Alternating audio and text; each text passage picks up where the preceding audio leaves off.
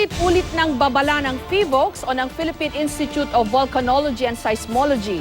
Anumang oras, maaring gumalaw daw po ang West Valley Fault at magdulot ng magnitude 7.2 na lindol sa Metro Manila.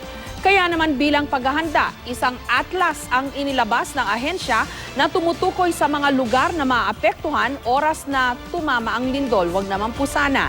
May report si Trisha Zafra.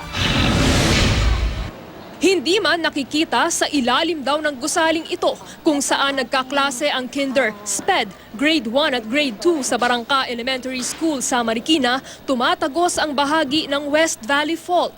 Nakatayo na raw ang gusali bago nalaman na may nagbabadya palang panganib dahil oras na gumalaw ang fault, pihadong isa ito sa mapupuruhan. Pero dahil kulang ng classroom, ginagamit pa rin ang gusali habang hinihintay na matapos ang isa pang ipinatatayong gusali sa eskwelahan. Hopefully sana bago magkaroon ng earthquake matapos na to by the month of August, tapos na raw yan. So malamang malilipat na rin naman sila.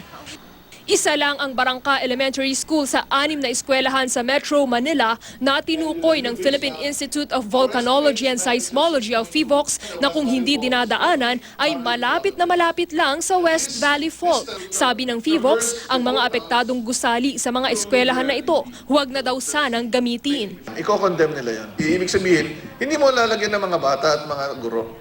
Pwede mong pag-imbakan ng something.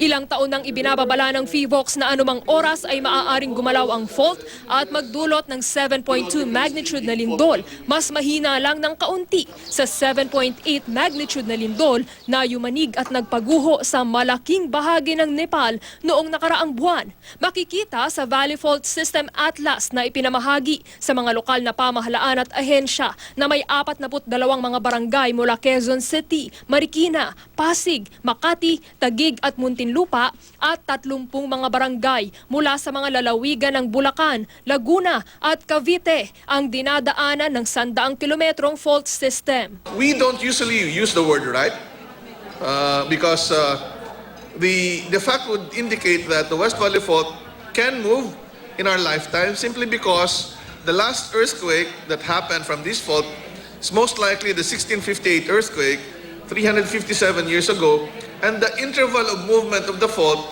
is roughly between 400 to 600 years. So that's very close.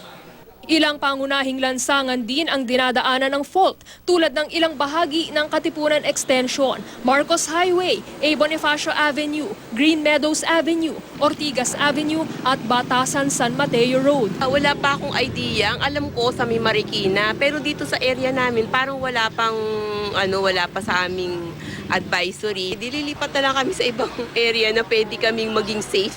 Batay sa mga nakaraang 2 pag-aaral ng PHIVOLCS at iba pang ahensya, 31,000 hanggang 33,500 na tao ang mamamatay kapag tumama sa Metro Manila ang isang magnitude 7.2 quake. 100,000 ang masusugatan. Aabutin din daw ng 1.8 to 2.3 trillion pesos ang halagang kakailanganin para maitayo muli ang mga gusali at bahay. Hindi pa raw kasama ang mga infrastruktura. Ang unang kahandaan sa earthquake is yung sarili nating pamamahay. Meron ba tayo diyang mga pagkain kung sakali, may mga battery, yung mga paulit-ulit na mga sinasabi. Trisha Zafra, GMA News.